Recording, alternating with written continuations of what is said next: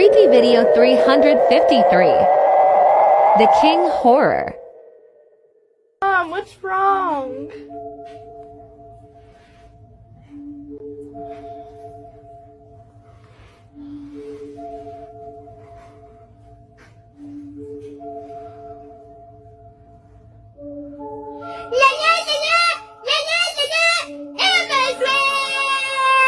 Attention, avant que tu regardes cette vidéo, je veux mettre un disclaimer, un warning. Si tu te considères comme une âme sensible ou que tu es facilement choquable, je te déconseille fortement de regarder cette vidéo. Pour les autres, préparez-vous quand même psychologiquement parce qu'aujourd'hui on va parler d'un homme effroyable, diabolique. On va parler de Joseph Fritzl.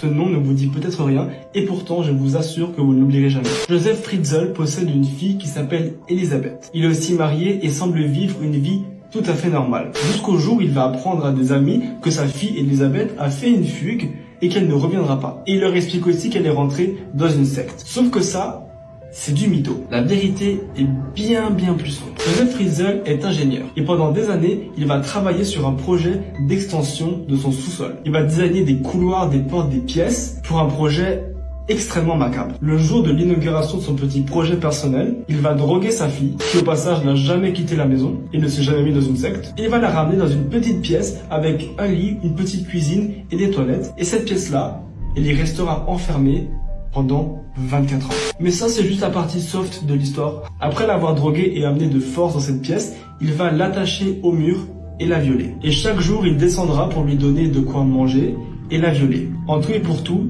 il lui fera 7 enfants. Parmi ces 7 enfants, 3 auront le droit de vivre à l'étage avec lui et sa femme, et le reste vivra avec Elisabeth dans une petite pièce de 30 mètres carrés qui leur sert de maison. L'un des bébés qu'il fera à sa fille va mourir peu après l'accouchement. Il attendra alors que sa femme ne soit pas à la maison et brûlera le bébé dans la cheminée. Mais sachez que sa femme n'était absolument pas au courant de ce qui se passait en bas. Vous avez sûrement déjà vu cet homme sur internet. On va pas se mentir, c'est pas un des mecs les plus rassurants qu'on ait vu, mais ne vous en faites pas puisqu'il n'y a rien à craindre. En effet, il s'agit juste d'un make-up un peu creepy d'un artiste italien. Et pourtant, si vous avez vu cette vidéo sur internet, c'est que celle-ci cachait un défi, un challenge qui a été inventé par les internautes et qui s'appelle le Jonathan Galindo. Il est directement repris du challenge de la baleine bleue, qui a été très populaire en Russie, et vous allez tout de suite comprendre que ce challenge n'est pas du tout à refaire chez vous. Je précise d'ailleurs que cette histoire est totalement vraie. Le challenge est très populaire chez les jeunes et va comme suit. Un adulte déguisé en Jonathan Galindo doit lancer une série de défis à des jeunes utilisateurs de TikTok. Les défis vont dans un ordre croissant et à longueur de temps deviennent de plus en plus dangereux et bizarres. Le problème avec ce défi, c'est que l'étape finale, c'est le suicide. Et c'est à Naples en 2020 que ce challenge est allé trop loin. Un jeune préadolescent de 11 ans s'est suicidé suite à ce challenge. Ses parents l'ont retrouvé sans vie en rentrant à la maison et celui-ci avait laissé une lettre à ses parents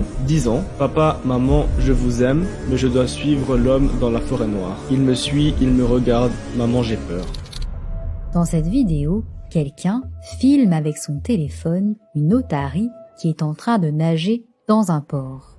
Quelques instants après, on peut la voir surgir hors de l'eau en direction d'une petite fille qui s'est approchée pour la regarder. En confiance et trouvant la réaction de l'otarie très amusante, l'enfant s'assoit près du bord. Mais soudainement, l'animal jaillit à nouveau, attrape le t-shirt de la petite fille avec sa gueule et l'entraîne violemment avec lui. Un homme se jette alors à l'eau pour venir à son secours. Un peu secouée, la petite fille s'en est sortie indemne et n'est pas prête d'oublier cette expérience.